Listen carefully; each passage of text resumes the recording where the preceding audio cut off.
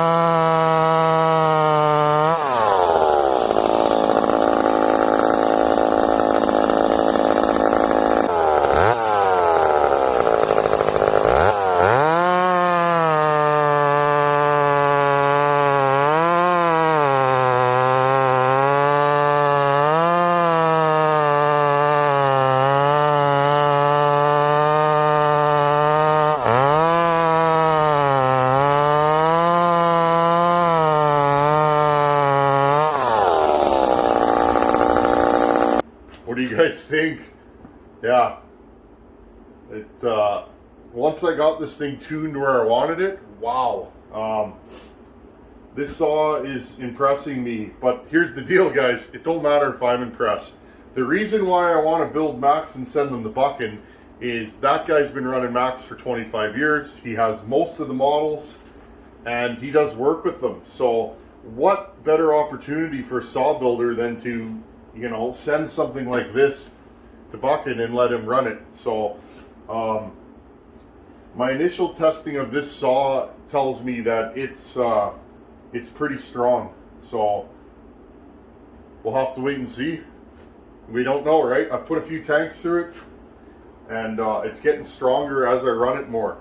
I did a lot of experimental work to this saw because, of course, guys, I've never ported a Mac, and I don't know if it's gonna yin yin or wah wah. You guys know what I'm saying? In my mind, every saw I'm building is like, eh, but it's not always so. So I did a lot of custom moves to this, and it seems to run good. I'm going to keep my fingers crossed. I can't wait for Buckin to try this. This thing's an animal. So now you guys have seen it run. What am I doing today? This saw needs a bucking spur, dog, whatever you want to call it. I'm going to bring you guys in close here. I'm not even going to turn the camera off. Okay. Get you guys set up here. There you go. Excuse me. Fab Whillie made me an extra dog for a home light.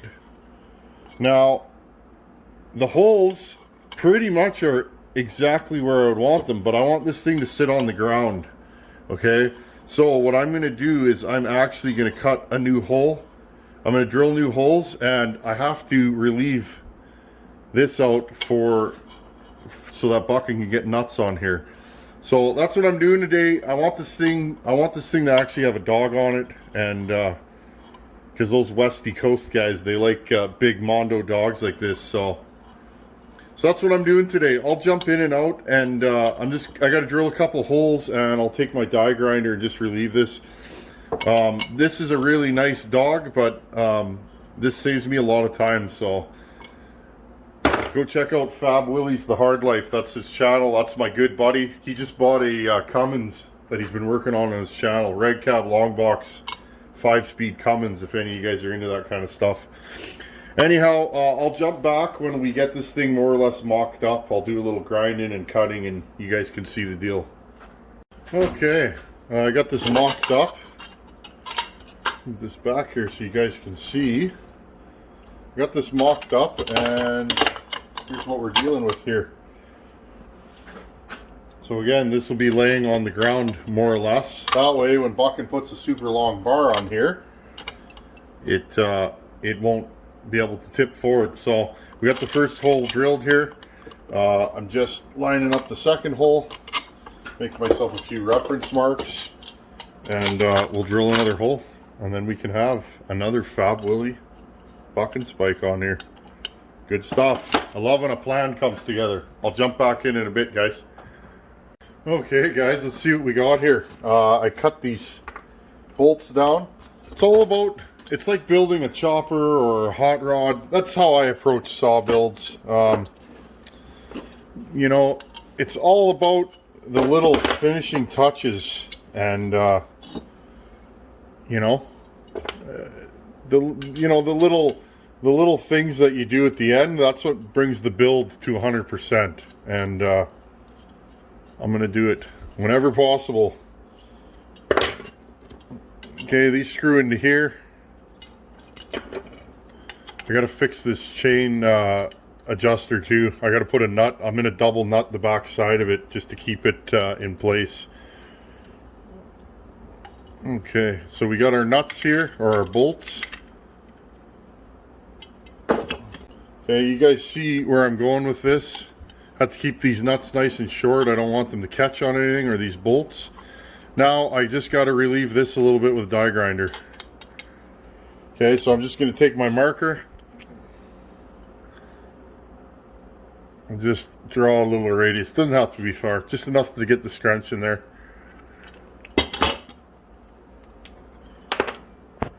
Okay, guys.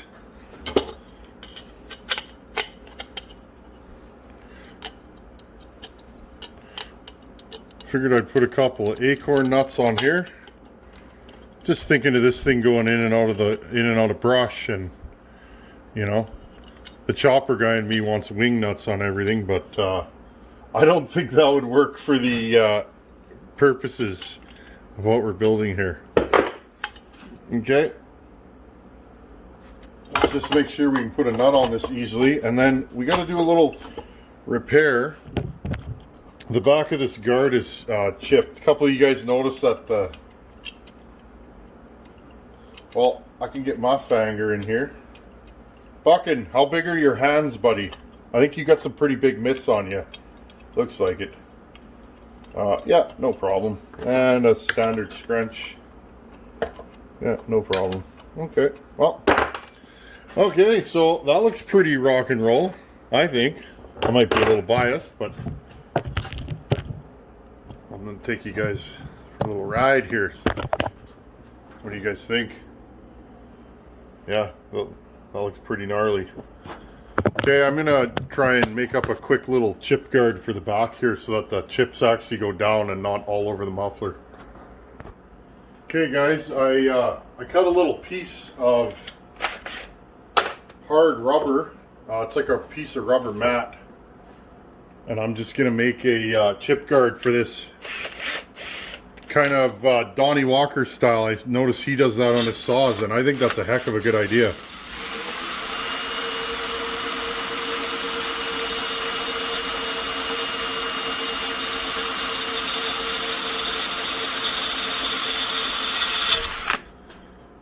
And I punched another hole right here. Again, the back of this is all broken, and I don't like it, so I'm going to fix it. Always go that extra mile for the customer.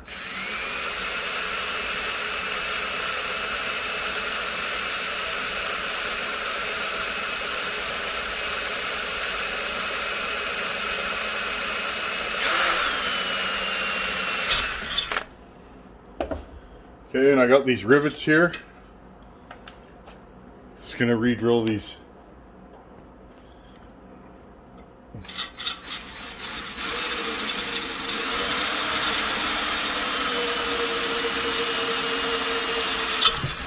I'm going to say this is good alloy. It's actually fairly hard. They don't make stuff like this anymore, do they?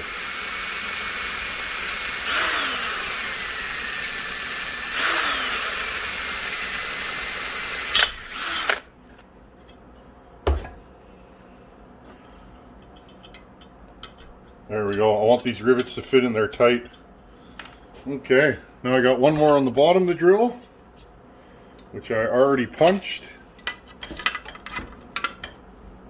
Right there. Where's my hole? Getting blind in my old age, guys. There we go.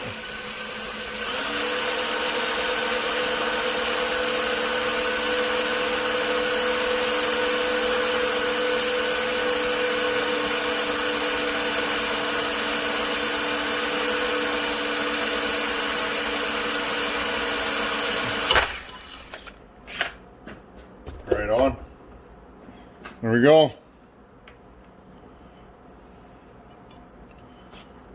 Beauty. Okay, I'll hit you guys back up in a few. Okay, I got my flap made.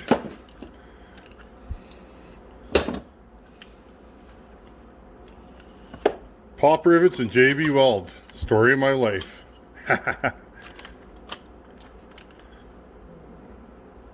Now, I reckon that this... There you go. Beauty. Hey, you guys see what's going on here? I'm going to have to do some final trimming, and I'm doing one hole at a time because I want to line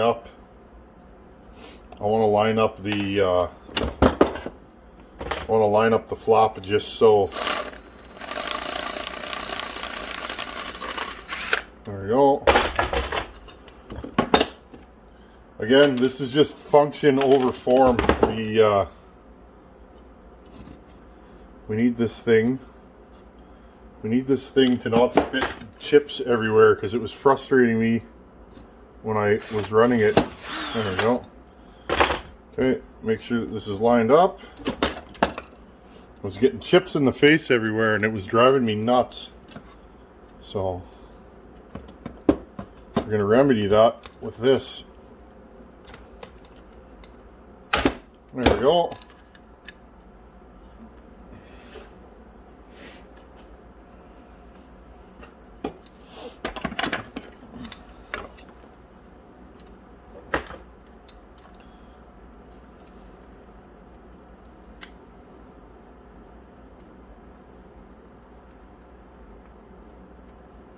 Just trying to line it up here, guys.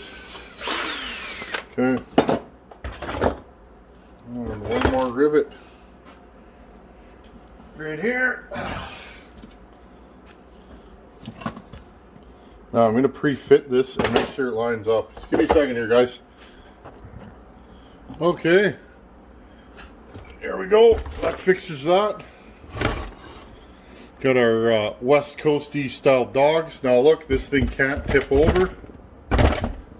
Okay, that was the idea because I know Buckin's probably going to put a 32 on this. And I attached a little piece of rubber to the back. I don't know if it's going to melt on the pipe, but we'll see. There we go. Super Pro 70. I think it's done. I've gone over it several times. And nothing's come loose. Our Loctite held. We got no more fuel leak here. Okay, well, keep your fingers crossed. We'll be putting this thing in the wood, and I'm gonna go and go to the cutting area where I cut, and I'm gonna go run this thing for a bit. I'm gonna bring a couple other saws because it's beautiful out, and I'm dying to run some power saws, guys. I'm not gonna lie. Again, thanks for taking part in this project, and hope it was slightly entertaining and enjoyable. And hopefully you guys learned something. I certainly did. These Mccullochs they're completely different than anything I've worked on. But you know, with some patience and yakking with a lot of you guys, I learned a lot on this one. Porting is porting, but every saw presents different porting issues, and this one definitely did, being a clamshell. So, okay guys, well, thanks for hanging out in the shop again, and thanks for watching. Take her easy. Later, guys.